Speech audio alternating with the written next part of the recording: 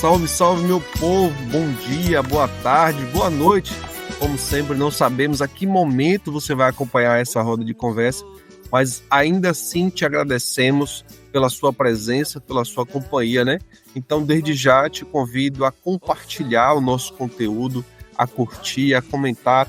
Mande sua dúvida, sua pergunta, faça o seu comentário. Vai ser sempre uma alegria compartilhar da sua dúvida ou do seu comentário. Sempre que tivermos oportunidade também vamos responder. Então, assim, seja muito bem-vindo, muito bem-vinda. Vamos esperançar de cada canto do planeta de mãos dadas, celebrando o Evangelho para além dos templos. Este é um movimento onde a fé transcende fronteiras e o amor nos conecta.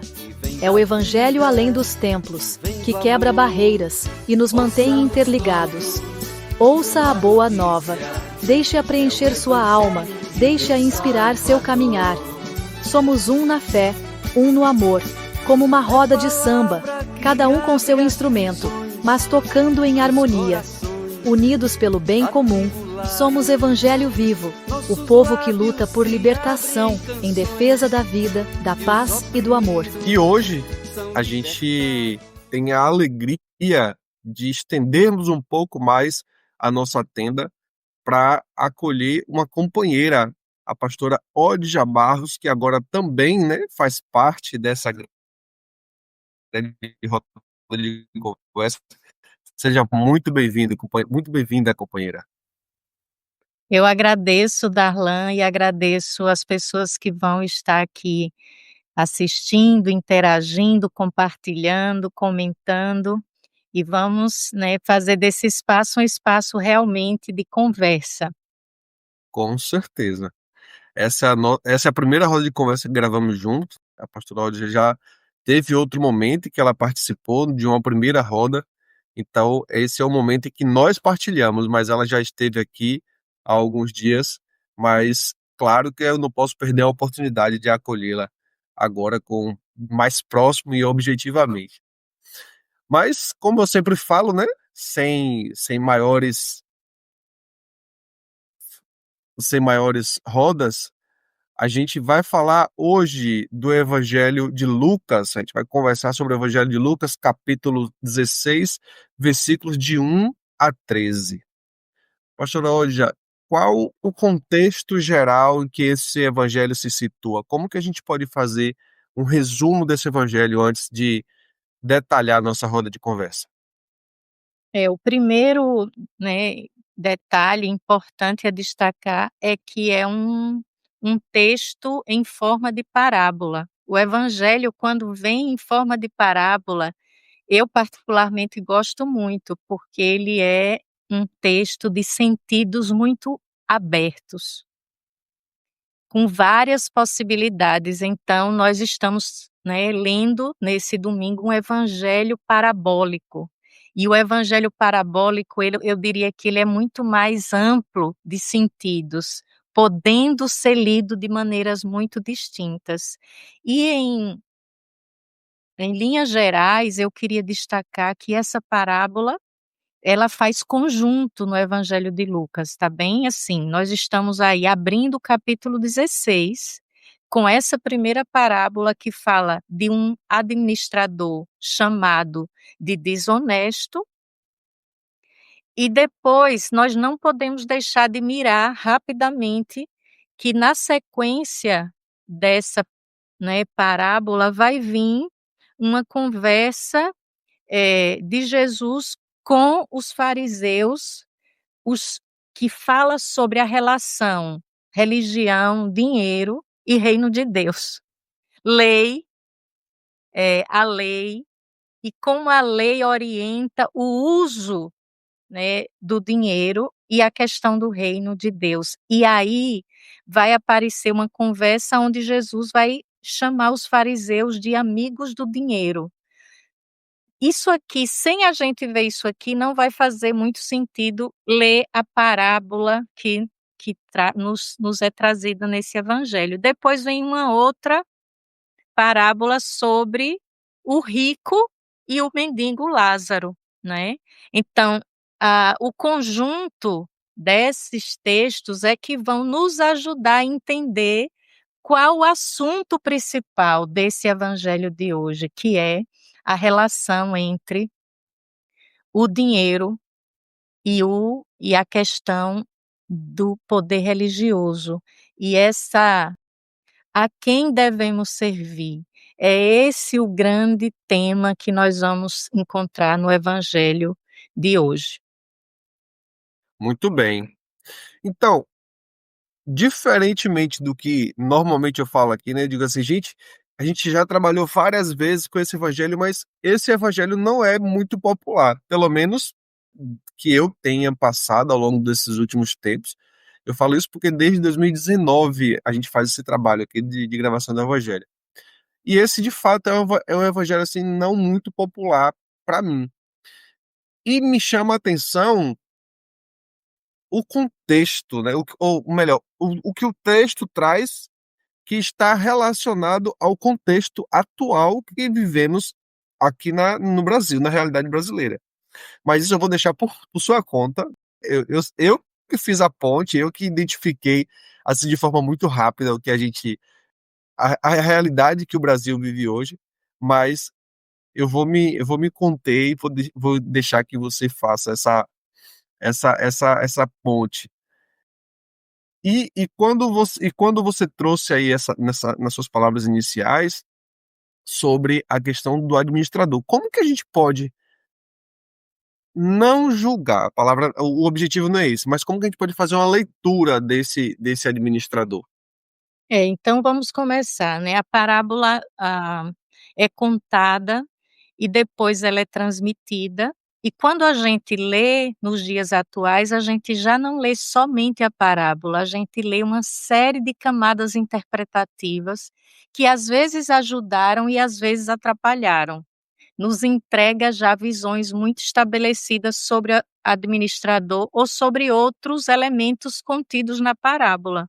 Eu gosto muito desse estilo literário das parábolas, eu gosto muito desse modo de Jesus fazer ensino através de parábolas, mas eles são também meio, às vezes, casca de banana, né, você tem que ter cuidado para não interpretar mal esses elementos da parábola.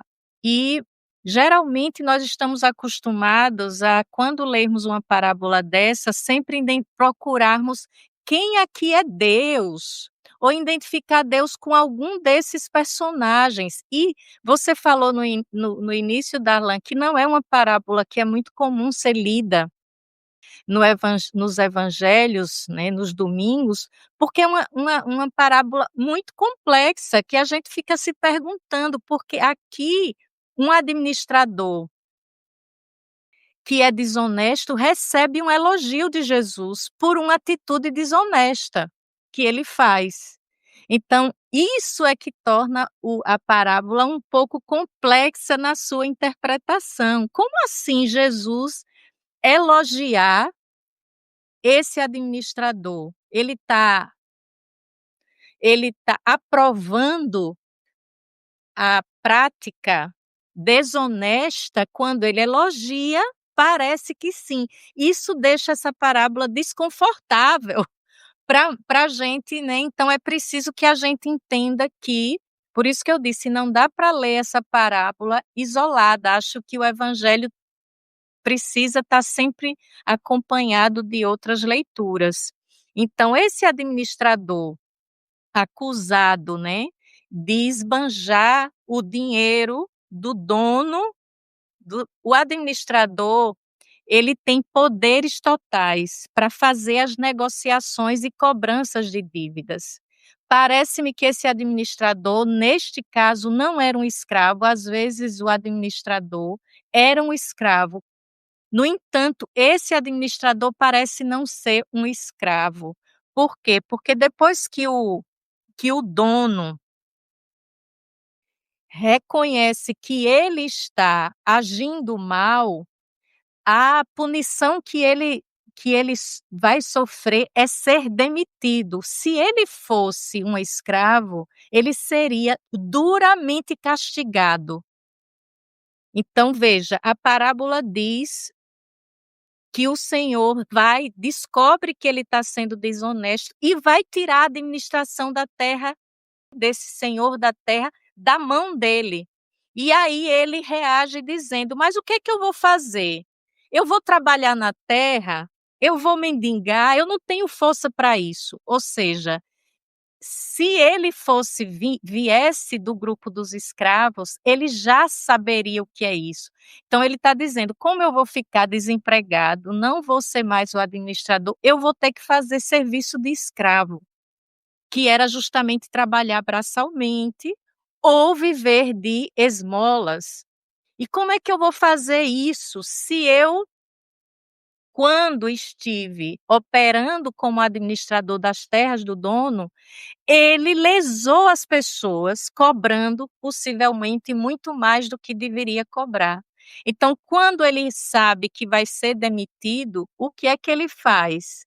Ele engenhosamente chama os devedores, aqueles a quem ele, né, tinha feito os acordos de dívida, e ele então faz acordos assim: quanto é que você deve ao meu senhor? Bom, seriam 6 barris de óleo, então pegue sua conta e escreva aí 50, a metade. E ele sai fazendo isso, ou seja, diminuindo, reduzindo a dívida para que Informando eh, valor diferente. colocando valor diferente. E quando ele faz isso, é que então aparece a segunda parte da parábola, que onde Jesus elogia esse esse esse administrador. Diz assim no verso 9: eu lhes digo, façam amigos com o dinheiro da injustiça, para que quando esse dinheiro faltar, eles recebam vocês nas moradas eternas. Quem é fiel no pouco é fiel também no muito. Quem é injusto no pouco é injusto também no muito. Portanto, se vocês não forem fiéis com o dinheiro da injustiça, quem lhes confiará a verdadeira riqueza? Veja que é complexo, viu, Darlan, esse texto. Muito O complexo. o que fazer com o dinheiro da injustiça? Como lidar com o dinheiro que já na sua origem é injusto? E aí eu acho que é um tema, você falou de como nós trazermos esse tema para os dias atuais, é bem importante, porque veja bem, acho que a primeira pergunta que antecede sobre a postura do administrador é se nós, enquanto cristãos e cristãs, podemos aceitar os recursos, independente das suas origens. É possível a gente usar recursos de origens injustas, mesmo quando vai aplicar isso de uma maneira, por exemplo, de uma maneira correta, De uma maneira justa, né? de uma maneira justa. Eu acho que esse tipo de parábola que Jesus contava, e isso lhe dizendo, nós que vamos ler e refletir, meditar e sermos ensinados e advertidos na leitura desse evangelho no domingo, a primeira coisa eu acho que é uma reflexão ética profunda que esse texto nos convida. Jesus não estava aqui querendo dar respostas prontas a ninguém. Mas ele estava talvez querendo que e essas parábolas eram contadas às comunidades. Veja, aqui não é mais Jesus falando com os discípulos, aqui é o evangelho de Lucas, fazendo didaquê, ensino com as comunidades, e talvez advertindo para um princípio ético importante nas comunidades, que não vale dinheiro de qualquer origem ou de origens injustas, que o nosso princípio ético começa aí. A economia do reino de Deus, ela não começa como usar o dinheiro ou como administrar o dinheiro, mas começa antes disso. Qual origem esse dinheiro tem? Nós estamos aí discutindo agora, né, as PECs, as PECs e os seus usos escusos. Cuidemos-nos, porque tem igreja hoje que acha que está tudo bem. receber, mas eu vou usar no reino de Deus. Mas aí, espera aí, se esse dinheiro vem de origens escusas, de origem de um sistema de morte, destruição, injustiça, nós não podemos. Eu acho que essa parábola e esse evangelho, ela é uma confrontação, e Jesus não está aqui elogiando e dizendo: olhe, pegue o dinheiro que venha da injustiça e use para o reino de Deus, porque assim fez o administrador. Como se a gente tivesse, Darlan, eu vou fazer uma provocação, viu? Nós não podemos usar essa parábola quase para fazer lavagem de dinheiro injusto na igreja. Vamos lavar o dinheiro dizendo que nós estamos fazendo para o reino de Deus. Infelizmente, o que mais nós temos visto hoje é isso, por diversas igrejas, justificando o recebimento ou uso do dinheiro injusto. E essa parábola é muito perigosa, porque ela não deixa muito claro o que é que Jesus está elogiando de fato. Jesus não está elogiando, Jesus sempre contava uma parábola para anunciar e deixar o que estava acontecendo naquela época. Possivelmente, tinham perguntas entre as comunidades cristãs. O que era possível, o que era possível não fazer. Como lidar eticamente com o sistema, que em si era um sistema corrompido. E de verdade a gente só tem que tomar cautela, porque isso não significa que Jesus está autorizando que a gente possa, justificando o uso no reino de Deus, receber um recurso que não seja, por exemplo, trabalho escravo. O recurso que vem de trabalho escravo não deve fazer parte. Tem que haver uns critérios importantes. Eu acho que esse é um primeiro tema. Mas o segundo tema que eu quero destacar é que, no final de tudo, Jesus está alertando. Ele não elogiou esse administrador, ele chamou a atenção desse administrador no contexto da parábola. Veja, o administrador, ele usurpava do dinheiro do dono da terra, cobrando a mais, possivelmente, porque, na verdade, quando ele retira, diminui o valor, ele não está sendo bonzinho. Primeiro, ele está tirando os altos juros que tanto o senhor da terra quanto ele colocava. Segundo, ele está tentando dizer assim: bom, como eu vou ficar desempregado? E veja, são altas quantias. Isso provavelmente não era a venda que se fazia a um pequeno agricultor. Isso era coisa de fornecimentos grandes. Então, essas pessoas que ele está diminuindo o valor são pessoas que também já ganham muito por vender a preços muito exorbitantes. Não é aí uma relação de ele se relacionando com pobres fornecedores ou agricultores. Ele está se relacionando também com gente rica, fornecedor rico. Então, todos aí estão mostrando uma engrenagem de injustiça e do mau uso do dinheiro. Mas no final quer nos dizer o quê, esse evangelho? Olha, quando você pensa que está tirando vantagem da injustiça, no final você vai ser vítima dela. E por isso que no final, esse administrador, ele atenta que o que é que pode me salvar da miséria, de ter que pedir esmola, de ter que trabalhar, né, como um escravo, trabalhar com a terra. Eu preciso usar a generosidade para que as pessoas com quem eu me relaciono sejam hospitaleiras comigo e sejam generosas comigo, talvez até lhe oferecendo um outro emprego.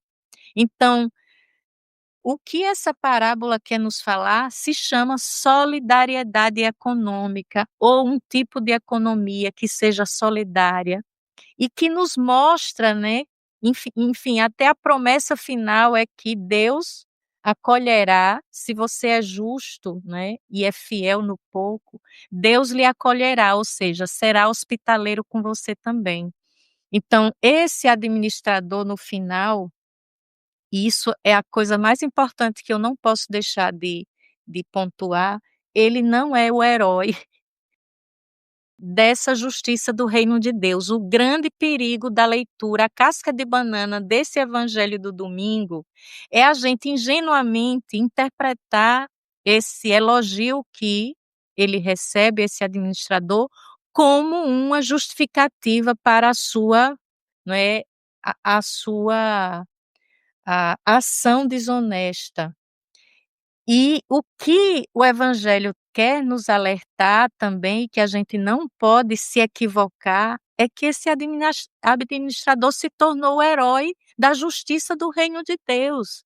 Esse é o grande equívoco. A vida toda eu li leituras assim, Darlan, interpretações assim, que transformou esse administrador injusto no herói da parábola. Então, não é nessa direção que nós podemos ler, mas, na verdade, esse administrador é usado na parábola por Jesus como um mestre involuntário. A ação dele se torna pedagogia para Jesus, para dizer: olhe, cuidado, cuidado, porque cada um de nós pode estar sendo esse administrador injusto, que não sendo fiel no pouco, não será também no muito. Na verdade, Jesus toma esse administrador da parábola, esse administrador infiel ou, né, desonesto, como para fazer uma pedagogia comunitária, para nos alertar, inclusive alertar as comunidades daquela época, sobre as comunidades cristãs da época, sobre a praxis da justiça. Ela tem princípios éticos que vai desde a origem dos recursos até como nós administramos os recursos. Uma parábola difícil, de difícil interpretação, mas um tema necessário, atual, para os nossos dias, porque, é muito fácil nós ajustarmos nossa ética ou adequarmos nossa ética para poder ela caber dentro dessas tramas injustas. Então, eu acho que essa parábola desse evangelho ela nos alerta e nos deixa muito mais comprometidos com a ética radical de Jesus, sabe, de como nós devemos ter cuidado, e aí termina com essa palavra muito conhecida: não é possível servir a Deus e ao dinheiro, ou seja, nós vamos ter que fazer uma escolha ética. E nunca foi tão urgente nós pensarmos sobre essas escolhas éticas, sabe. E eu acho que vai desde o cotidiano a você que está nos escutando, que vai, né, ministrar através desse evangelho nas comunidades, vai desde o nosso dia a dia, o cotidiano da nossa vida cristã, do nosso testemunho cristão, como é que tipo de administradores temos sido, mas vai também para a nossa grande, hoje, desafio de testemunho ético, né, desses cristãos e cristãs hoje no mundo. Que tipo de testemunho eu diria, Darlan, que se essa parábola tivesse sendo escrita hoje, ela se encaixaria justamente como uma grande advertência às igrejas de hoje, de que nós estamos sendo muito sutilmente, né, tentados a sermos esse administrador, sabe, que vai encontrando o jeitinho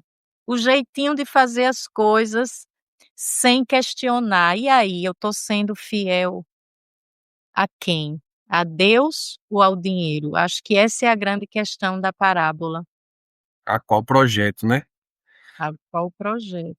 Uau, que aula! Eu estava aqui pensando, gente, o celular já está montando um triplex na minha cabeça, porque a gente começa essa reflexão perguntando quem é Jesus, qual a opinião de Jesus dessa parábola, o que é que ele quer dizer com essa parábola.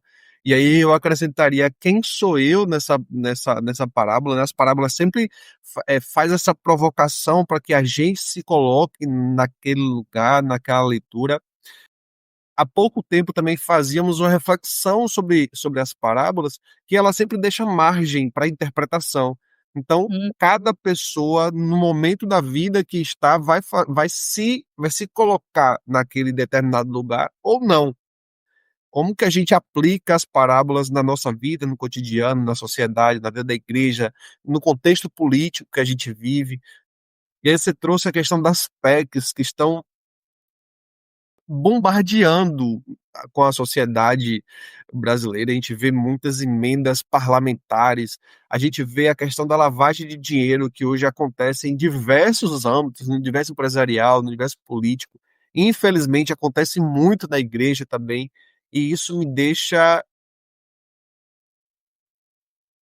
meio angustiado, né? Porque parece que a gente não está dando conta das coisas que estão acontecendo, ou dando conta da liberdade, ou dando conta das ausências, e estamos extrapolando todos os limites que nos é permitido, que nos é alcançado. Só que, em contraponto a tudo isso, Odd, tem uma coisa que para mim soa de uma forma positiva, e aí eu queria te convidar para uma reflexão bem breve desse evangelho, do contexto que a gente vive e da economia de Francisco e Clara. Eu acho que também, assim como o contexto brasileiro no campo político e eclesial, dá para a gente fazer essa ponte, essa comparação. Acho que a economia de Francisco é uma coisa que tem, de uma forma muito sutil, de uma forma muito, eu diria até espiritualista, nos convidado à reflexão. Como que você faria a ponte desse evangelho com a economia de Francisco Clara, que estamos debatendo entre as igrejas cristãs a nível Brasil, a nível mundo, mas vamos trazer aqui a nível Brasil para essa reflexão ficar mais próxima.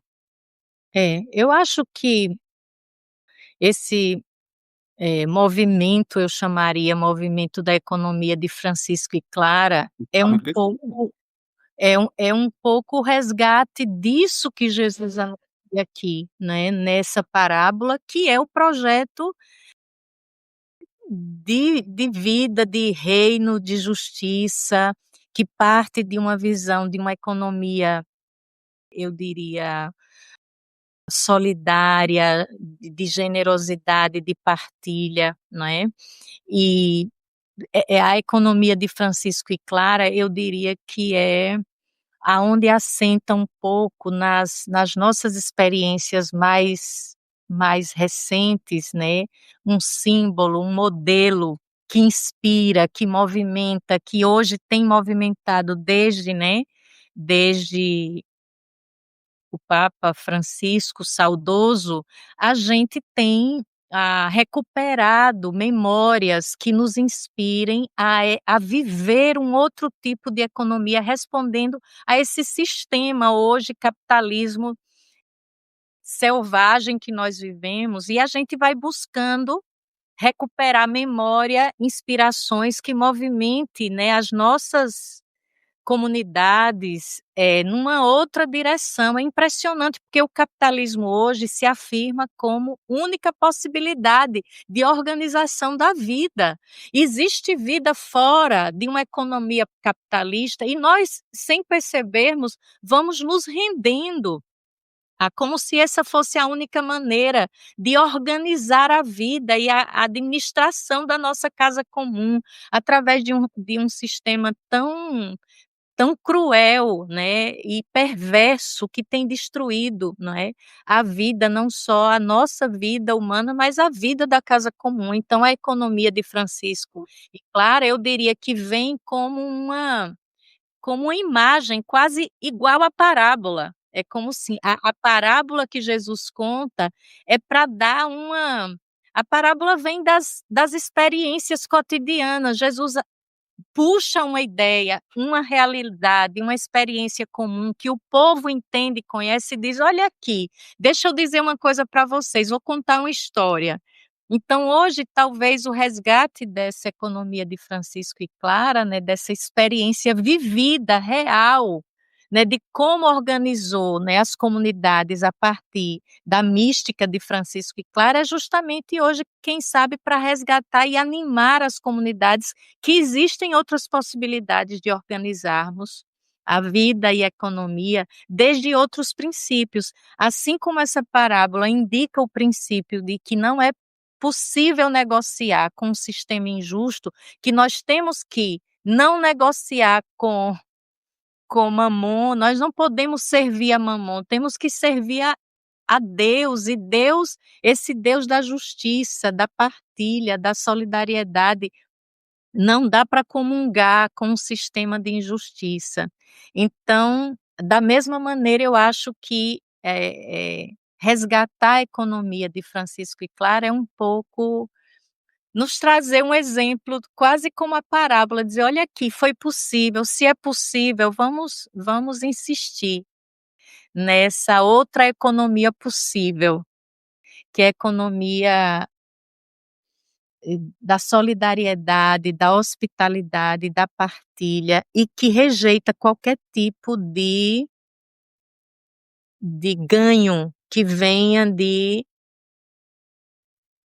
uma economia injusta, né. E eu acho que isso talvez seja a grande profecia desse evangelho para esse domingo. Nos alertar e alertar, né, nossas comunidades, cristãos e cristãs hoje, diante de um sistema tão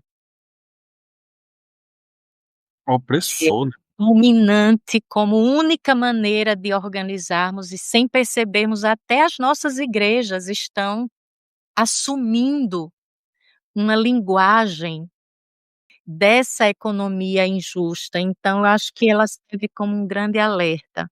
Tá no contexto, então a gente acaba normalizando o capitalismo, infelizmente.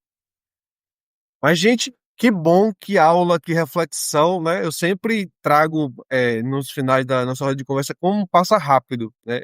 E hoje, claro, eu não ousaria fazer a interrupção das suas falas.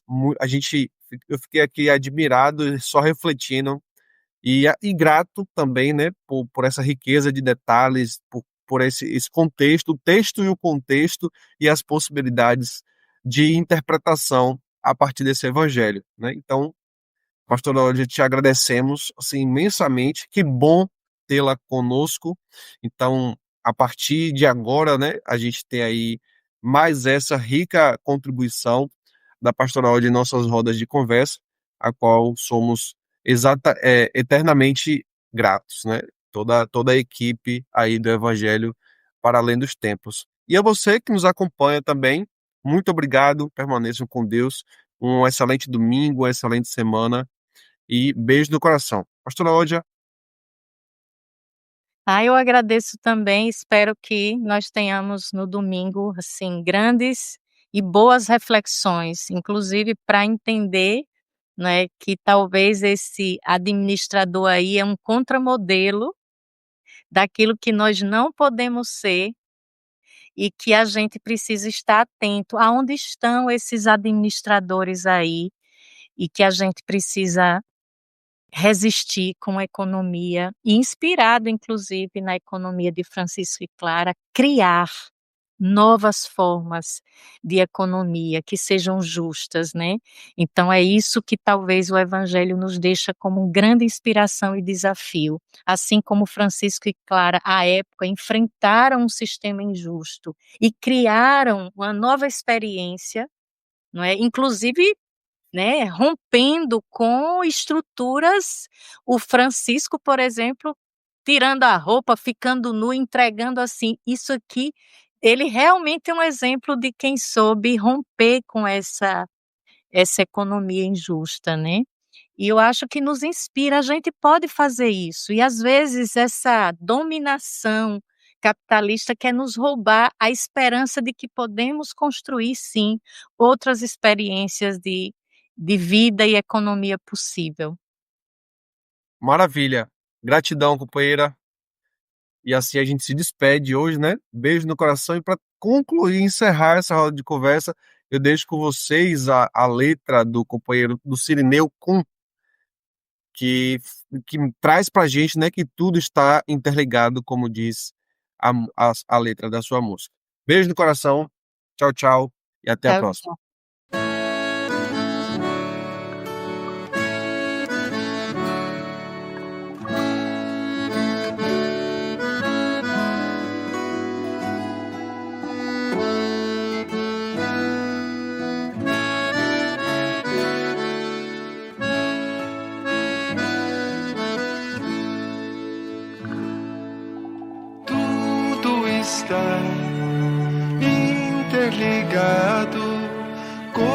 se fôssemos um. Tudo está interligado nesta casa comum. Tudo está interligado como se fôssemos um. Tudo está interligado nesta casa comum. O cuidado com as flores do jardim, com as matas, os rios e mananciais.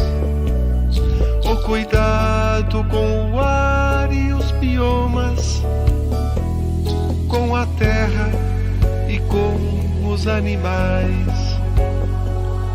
O cuidado com o ser em gestação, com as crianças, um amor especial. O cuidado com doentes e idosos, pelos pobres, opção preferencial. Tudo está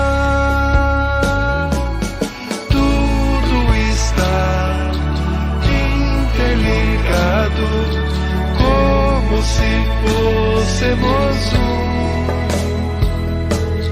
Tudo está interligado nesta casa comum. A luta pelo pão de cada dia, por trabalho, saúde, educação.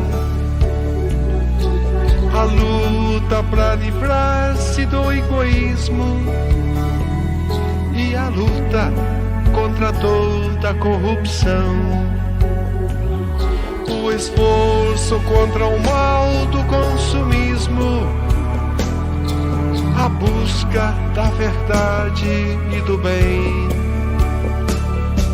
Valer-se do tempo de descanso, da beleza deste mundo e do além.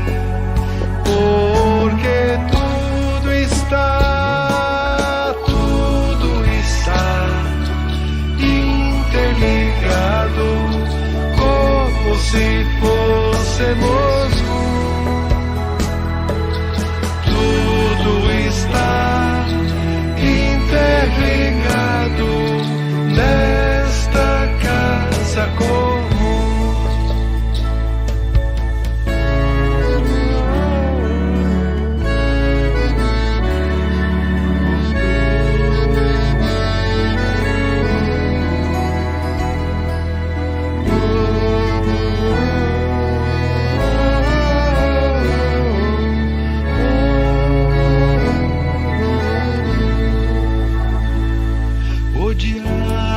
Na escola e na família, entre povos, culturas e religiões, os saberes da ciência e da política, da fé, da economia em comunhão, o cuidado pelo eu e pelo tu, pela nossa ecologia integral, o cultivo do amor de São Francisco, feito solidariedade universal. Porque tudo está interligado como se fôssemos um. Tudo está